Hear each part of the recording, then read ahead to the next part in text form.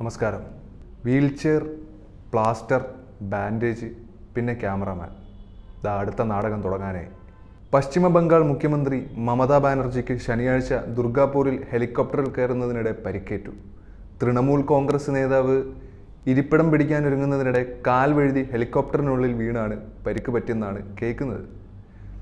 മുഖ്യമന്ത്രിയെ അവരുടെ സുരക്ഷാ ഉദ്യോഗസ്ഥർ സഹായിച്ചെന്നും അവർ അസൻസോളിലേക്കുള്ള യാത്ര തുടർന്നുവെന്നും മാധ്യമങ്ങൾ റിപ്പോർട്ട് ചെയ്തിട്ടുണ്ട്. മറ്റൊരു വീഴ്ച കഴിഞ്ഞ് ഡിസ്ചാർജ് ആയിട്ട് കുറച്ചേ ആയുള്ളൂ. കിടക്കുന്നു അടുത്ത വീഴ്ച. പിന്നെ എത്രയൊക്കെ വീണാലും മമതാ ബാനർജി ഫുൾ പവറിലാണ്.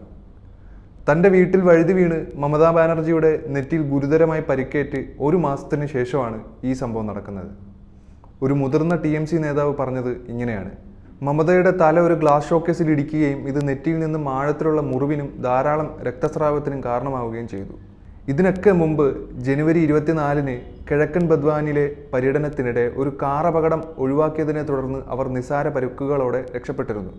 ബദ്വാൻ നഗരത്തിന് സമീപം മമതാ ബാനർജിയുടെ വാഹനവ്യൂഹം മണിക്കൂറിൽ 200 കിലോമീറ്റർ വേഗതയിൽ ഓടുന്ന ഒരു കാറാണെന്നൊക്കെ അവകാശപ്പെടുന്നുണ്ട്. ബാനർജിയുടെ ഡ്രൈവർ പെട്ടെന്ന് ബ്രേക്ക് ചവിട്ടിയപ്പോഴെന്തോ അവരുടെ തല ഡാഷ്ബോർഡിൽ ഇടിക്കുകയായിരുന്നു. അത് മസ്തിഷ്ക വീക്കത്തിലേക്ക് നയിച്ചെന്നൊക്കെയാണ് പറയുന്നത്. ശരിക്കും പശ്ചിമ ബംഗാളിലുള്ള ആളുകൾക്ക് മമതയെ കൊണ്ട് അല്ലെങ്കിലേ മടുത്തിരിക്കുകയാണ്. പിന്നെ തെരഞ്ഞെടുപ്പ് വരുമ്പോഴുള്ള സ്ഥിരം നമ്പറാണ് ഇതൊക്കെ എന്ന് ആർക്കറിയാം. എന്തായാലും വീഴ്ചാ നാടകങ്ങളൊന്നും ജനം ഇനി ശ്രദ്ധിക്കാനോ അതോർത്ത് സഹതപിക്കാനോ പോകുന്നില്ല. ഇപ്പോൾ ജനം ഇടതുപക്ഷത്തോട് ലയിച്ചിരിക്കുകയാണ്. പ്രചാരണവേളകളിൽ ഇടതുപക്ഷത്തിന് ജനങ്ങളിൽ നിന്നും കിട്ടുന്ന വിശ്വാസവും പിന്തുണയും സ്നേഹവായ്പകളൊക്കെ തന്നെ അതിന് ഉദാഹരണമാണ്. മമതയുടെ പൊട്ട നാടകം കാണാനുള്ള സമയമൊന്നും ഇപ്പോൾ ജനങ്ങൾക്കുമില്ല, ഇടതുപക്ഷത്തിനുമില്ല. എന്തായാലും മമതയുടെ കാപട്യം നിറഞ്ഞ ദുർഭരണവും സഹതാപ നാടകങ്ങളും ബംഗാൾ ചുവന്നു കഴിയുമ്പോഴേക്കും അവസാനിക്കും.